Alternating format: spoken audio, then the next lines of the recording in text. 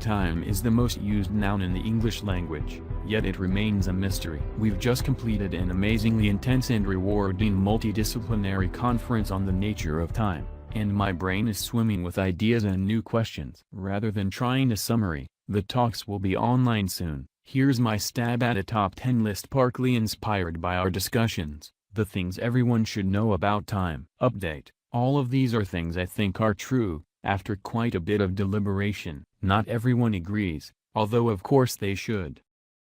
1. Time exists. Might as well get this common question out of the way. Of course time exists, otherwise how would we set our alarm clocks? Time organizes the universe into an ordered series of moments, and thank goodness, what a mess it would be if reality were completely different from moment to moment. The real question is whether or not time is fundamental, or perhaps emergent. We used to think that temperature was a basic category of nature, but now we know it emerges from the motion of atoms. When it comes to whether time is fundamental, the answer is, nobody knows. My bet is yes, but we'll need to understand quantum gravity much better before we can say for sure.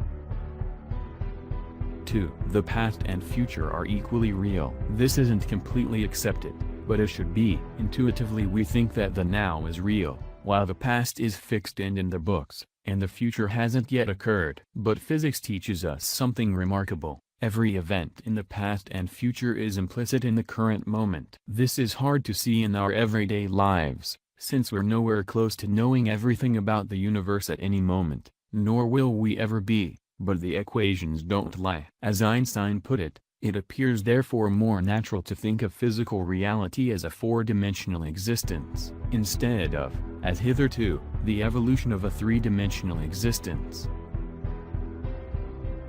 3. Everyone experiences time differently. This is true at the level of both physics and biology. Within physics, we used to have Sir Isaac Newton's view of time, which was universal and shared by everyone. But then Einstein came along and explained that how much time elapses for a person depends on how they travel through space, especially near the speed of light, as well as the gravitational field, especially if it's near a black hole. From a biological or psychological perspective, the time measured by atomic clocks isn't as important as the time measured by our internal rhythms and the accumulation of memories. That happens differently depending on who we are and what we are experiencing. There's a real sense in which time moves more quickly when we're older.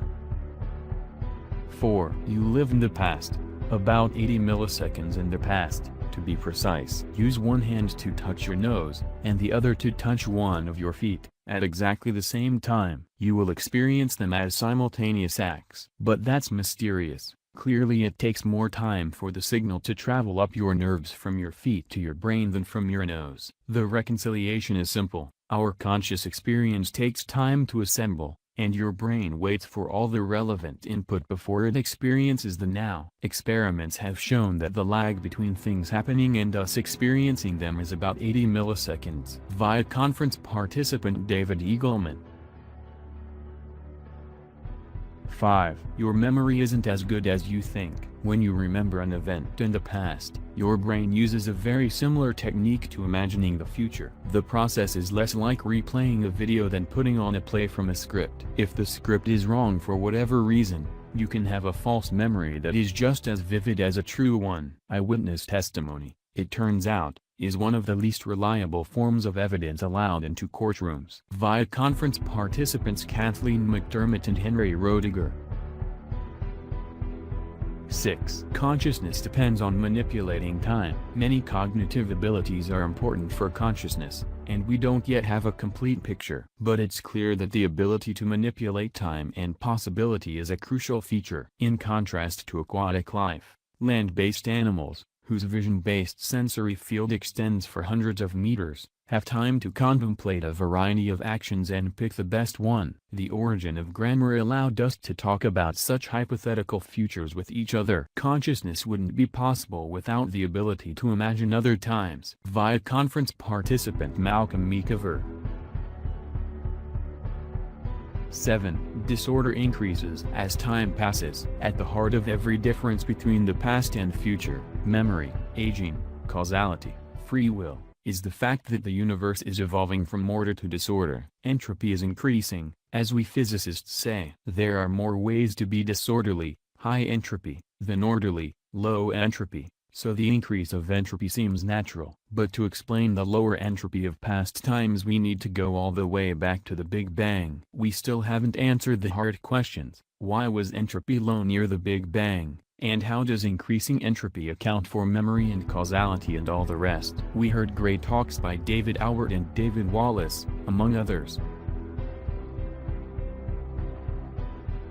8. Complexity comes and goes. Other than creationists, most people have no trouble appreciating the difference between orderly, low entropy, and complex. Entropy increases, but complexity is ephemeral. It increases and decreases in complex ways. Unsurprisingly enough, part of the job of complex structures is to increase entropy, e.g., in the origin of life. But we're far from having a complete understanding of this crucial phenomenon. Talks by Mike Russell, Richard Lenski, Raisa de Souza.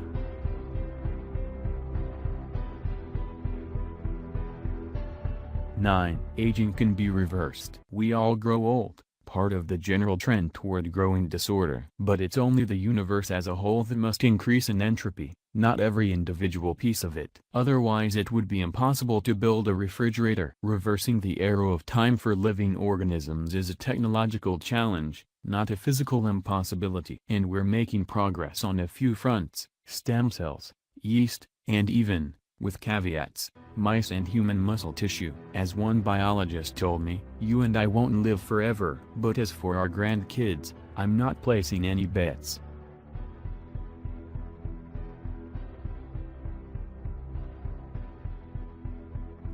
A lifespan is a billion heartbeats. Complex organisms die. Sad though it is in individual cases, it's a necessary part of the bigger picture. Life pushes out the old to make way for the new. Remarkably, there exist simple scaling laws relating animal metabolism to body mass. Larger animals live longer, but they also metabolize slower, as manifested in slower heart rates. These effects cancel out, so that animals from shrews to blue whales have lifespans with just about equal number of heartbeats, about 1.5 billion, if you simply must be precise. In that very real sense, all animal species experience the same amount of time, at least, until we master number 9 and become immortal. Amazing talk by Jeffrey West.